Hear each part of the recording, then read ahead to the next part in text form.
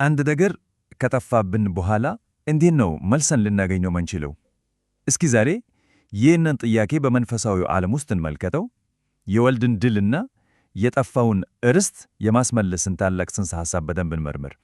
እንግዲህ ይህንን ውስብስብ ርዕስ በቀላሉ ለመረዳት ሙሉ ውይይታችንን በአንድ መሠረታዊ ጥያቄ ዙሪያ እናድርገው።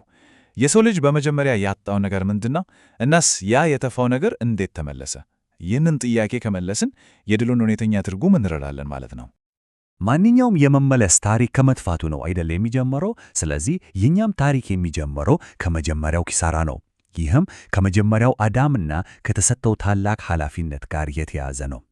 ምንጫችን እንደሚነግረን የመጀመሪያው አዳም እንዲሁ አንድ ነዋሪ ብቻ አልነበረም። አስቡት፣ እሱ የምድር የመጀመሪያ ሥራ አስኪያጅ ነበር። የተሰጠውም ሥልጣን የውክልና አስተዳደር ይባላል። ይህም ማለት የእግዚአብሔርን ፍጥረት ወክሎ የማስተዳደር ትልቅ ኃላፊነት ነበረበት ማለት ነው። ይህንን እንዲህ ብለን ልናስበው እንችላለን። አዳም የቤቱ ባለቤት አልነበረም። ነገር ግን ባለቤቱ እስኪመለስ ድረስ ያንን ግሩም ቤት እንዲጠብቅ የተሾመ ታማኝ ጠባቂ ነበር። ሥልጣኑ ሙሉ በሙሉ የራሱ አልነበረም፣ በውክልና የተሰጠው ኃላፊነት ነበር። እናም እዚህ ላይ ነው ነገሮች ሁሉ የተበላሹት። አዳም ለፈተና ሲሸነፍ ያንን የውክልና ሥልጣኑን አሳልፎ ሰጠ። ይሄ ዝም ብሎ ስህተት መሥራት አልነበረም፣ በሕጋዊ መንገድ የማስተዳደር መብቱን ለጠላት አስረከበ ማለት ነው።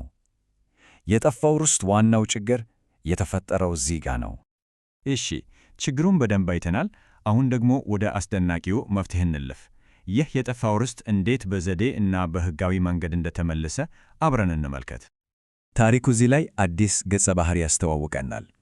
እሱም የመጨረሻው አዳም ተብሎ የሚጠራው ኢየሱስ ነው። እሱ የመጀመሪያው አዳም ያበላሸውን ነገር ለማስተካከል እና ሚዛኑን ለመጠበቅ የመጣ ፍጹም አቻው ነው ማለት እንችላለን። ይህ ንጽጽር የሁሉንም ነገር ዋና ነጥብ ቁልጭ አድርጎ ያሳያል አይደል? በአንድ በኩል በመጀመሪያው አዳም ምክንያት የመጣው ውድቀት አለ። በሌላ በኩል ደግሞ በመጨረሻው አዳም የመጣው የማስመለስ ድል ይታያል። አንደኛው አጣ፣ ሌላኛው ደግሞ መልሶ አገኘ። እሺ፣ ታዲያ ይህ የማስመለስ ሂደት እንዴት ተጀመረ? ምንጫችን እንደሚለው የመጀመሪያው እርምጃ ግዢ ነበር። አዎ፣ ግዢ። ይህ ጥቅስ እንደሚያስረዳው አንድ ነገር በዋጋ ተገዝቷል። ይሄ በጣም አስደናቂ ሐሳብ ነው። ማስመለሱ እንዲሁ በምሳሌ ብቻ የተደረገ ነገር አልነበረም።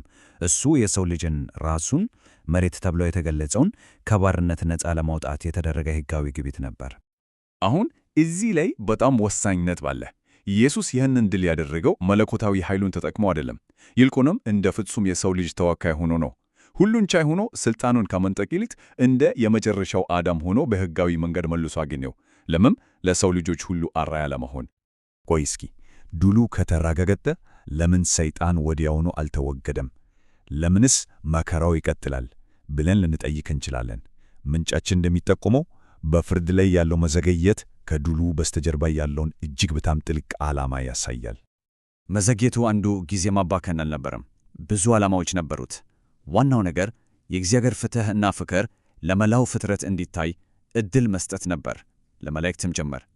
ይሄ ልክ እንደ አንድ ትልቅ የጠፍር ፍርድ ቤት ነው፣ ሁሉም ነገር በግልጽ እየታየ ያለበት። በመጨረሻም ይሄ ድል ስለ ጉልበትና ስለ ማሸነፍ ብቻ አልነበረም። ዋናው ነገር ፍቅርን ማሳየት ነበረ። ይሄ ጥቅስ እንደሚያሳየው ድርጊቱ ራሱ ከሁሉ የላቀ የፍቅር መግለጫ ነበር።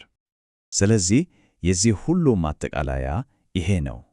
የመሥዋዕቱ ድርጊት ሁለት ዋና ዋና ነገሮችን አከናውኗል። አንደኛ፣ የእግዚአብሔርን ፍቅር በማያዳግም ሁኔታ አረጋግጧል።